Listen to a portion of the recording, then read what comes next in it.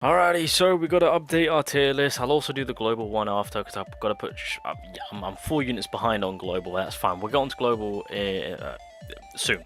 But for right now, I do want to update my tier list to where Zora and Vanessa are and to where things have kind of shifted for the meta itself. So yeah, I did move around a few units. Now this is the PVE version, but I think for the most part I've kept it the same. I think I dropped down Charlotte. I think I also dropped down Magna. Keeping Fuego up there right now since the burn meta between the two are pretty OP. But I think for the most part, yeah. I think I also dropped Vanessa down. So for the PVE tier list, we've got Zora and Vanessa. Now, it's going to be fairly simple and it's going to be fairly easy to determine where I want to put these characters. Also, I dropped Mimosa since Season 9 of Mimosa. I'm putting an S and then I'm dropping Season 1 down. So there's that. Okay. So, Zora and Vanessa. Obviously, Zora coming into the game, he is a trap user in terms of his reflection. Really good, because of course we can mitigate a certain amount of damage and then reflect back a certain percentage of the damage that they've dished back to us. And so the higher the damage, the more we can absorb to where we can fire back an immense amount. Which makes reflection trap magic pretty scary, especially on PvP. And then, of course, the second skill, obviously with the SP reduction, that's not bad with the consistency. I'll give Zora that. You've got the debuff, block and whatnot, and then of course the magic down on. Is it on everyone? Yeah, on all enemies. So that's pretty handy if they rely on magic attack to get the damage off. And then the ultimate is just a full-on. Wait, is that it? Wait, debuff block, 1 SP. No, where's the level 3? Am I tripping? Oh, it's here. Yeah, level 3. And then applies a level 5 defense power increase. And then enemies with the highest total attack power applies a level 3 weapon damage debuff. So, yeah, not too bad on that part. And then, of course, with his passives, can get a bit of a damage reduction from if reflection is applied or if that buff is applied to him. And then if you max him out, if you run a full-on blue team, then you can buff block the highest attacking enemy for 1 turn. So Zora is not a bad character. Now, if we're going off from what he's built to do, and that is obviously to lay traps, for PvE, I'm gonna be honest, he's pretty mid. He's pretty mid. He's not too broken. I wouldn't say he's overly too crazy. Highly essentially needed for PvE content. He really isn't. He is an option. I'll give him that. I mean, it's not a bad option to have around with what he applies in terms of reducing damage as well as reflecting back the damage and whatnot. It's not terrible. But is he needed? No. Is he at most a mid character for PvE in particular? Yes.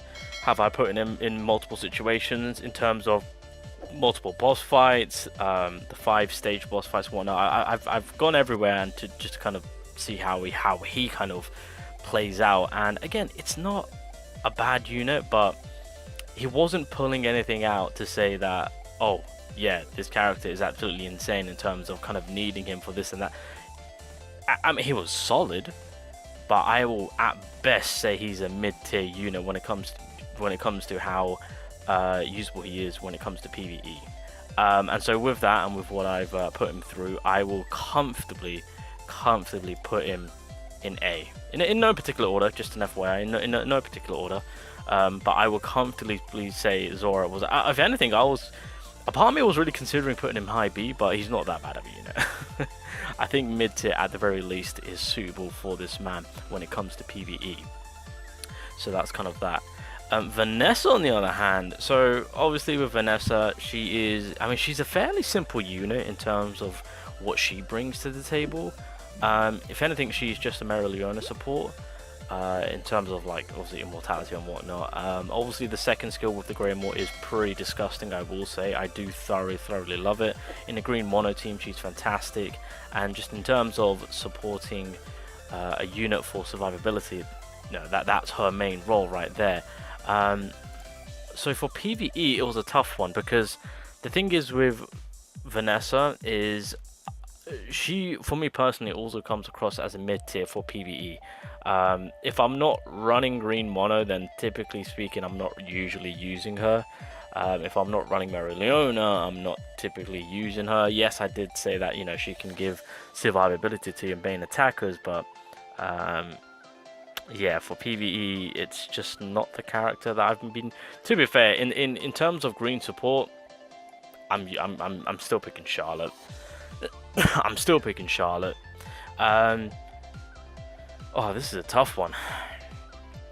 I think for PvE, if I'm being completely realistic, boys, I want to say that for PvE content, or just for PvE in general, like both of them are mid tier. I mean, some might argue to say she's S tier, and you know what, I can't fight that. Like I can completely, because in my head I was considering either putting her in S or keeping her in high A. I think for me personally, just because of where we're at right now with PvE and PvP, I think for PvE content they're both mid, although I will put Vanessa above Zora, and you can fight your case to put her in S, but I think this is where I'm comfortable leaving them when it comes to PvE. I probably will change my mind and put her up in S, maybe in the next tier list. I'll have to, because again, I'm still kind of deciding on the PvE side of things, but on PvP, I'm pretty happy on where I know I'm going to put these characters. So that being said, I'm going to leave this there for PvE for right now. This is the updated tier list. Let's go switch over to PvP. So, where do we put these units? Now, truth be told, I've actually seen a maxed out Vanessa on PvP, and I've seen how this passive, when she dies, she gives ASP, is absolutely insane.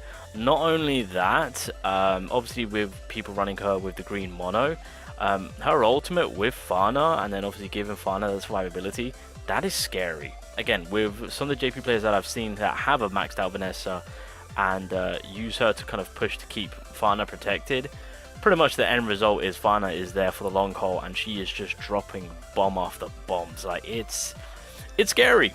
It really is.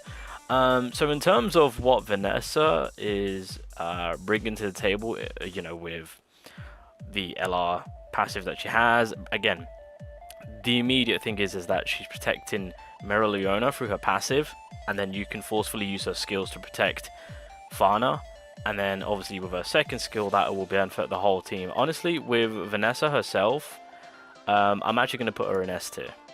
I'm actually going to put her in S tier. She is a I mean, I would still class Charlotte as, you know, the number one. Actually, well, it's questionable now because of, I mean, well, then again, the barrier play and the SP economy, because yeah, either way, Vanessa, I truly do believe, is S-rank material when it comes to PvP, just because of what she brings to the table and how much of an effective support unit she is in terms of supporting and keeping your units alive. And that's the one thing you want. You also got to keep in mind, she also herself also has a little bit of SP economy to support the highest attacking unit. So whilst yes, she's providing survivability for your main characters, aka being Leona and Fana, truth be told, those are the two characters which she's protecting simultaneously. She is then obviously working in favor to give the consistency of the SP through the first skill that is going to be pushed more towards Fana, depending on who is the highest attacking unit, of course. There is a lot of success that I've been seeing, not just from myself, but from watching others, especially with the JP players who decide to go out their way to max out Vanessa, seeing the maxed out Vanessa, and then of course her providing the ultimate to then her dropping off to then give the whole team +8. That's insane to see and super effective, and gives you the upper hand and the turntable of actually gaining the win, because at that point you're nuking your way to victory, truth be told. So I will happily put Vanessa in S rank from what I've seen and for what I'm experiencing. Zora, okay, Zora is I also, okay, questionable, because the thing about Zora is using him when I'm trying to be on an offensive manner. So of course when I've got my team and I've got full control, etc., he's okay at times. He's okay, nothing too crazy, he's okay. But the one thing which I will say, and I want to give him the benefit of the doubt, is that if you have a Zora on a defense team, that is a different ball game, because that shifts us up on how you have to play. So I decided to, obviously, well, I didn't want to, but the person was hiding their goddamn Zora. I didn't know. So I fought against a Zora team, and I had to completely rethink on my style of how I'm going to attack, making it so that I actually have to hold back using my main attacks, using my AoEs, because again, the more damage I dish out, then obviously Zora's reflection is going to hurt me back. And the way people go about with Zora is that they build not just himself, but other characters that can also give a lot of defense play, which means if I do go for an ult or whatnot, chances are they're going to survive. Like Zora and Charlotte together, mother of God, if I do an ultimate, I am getting my ass whooped. That reflection is coming at me with a big ass slap. So I've got to be cautious, and so it does shift the way you play. And that's the one benefit which I'll give Zora. On a defensive team, this man is scary. He really is. You have to be slow about it. You can't. And well, the annoying thing is that if people choose to go for the ultimate first, well, I mean, that's not too much annoying. Although if they do go for the ultimate first, and then you got a unit that can pull like your highest attacking unit to focus on that specific unit, in a defensive manner, that is very, very scary. So on a defensive side of things, Zora, good. Offensive side of things, where you've got control and you've got Zora on your side, it's okay. It's not bad. It's okay. So that's kind of like the two ways to look at him. It's a tough call. And then of course, running him on an all blue. I don't think that's even possible right now. I think at most, if you do run him on all blue, it's gonna be William, Noel, Julius, and Zora. But then at that point, it's gonna be, well, essentially he's gonna be your tank while providing all the defense play. I mean, you can throw in Mars, so it'll be William, Julius, Mars, and then Zora. That might be the play. If you want to make good use of the LR+5 to stop the main attacking enemy, to get buffs for the first turn. But that being said, ladies and gentlemen, oh, this is a tough one. I think I'm gonna put him in A. I think Zora for me all around is an A tier character. Okay, I'm gonna put it like this: attacking A, defending S. That's where I'm putting it. I'm comfortable leaving it as that. Attacking team A, Zora on a defensive team S.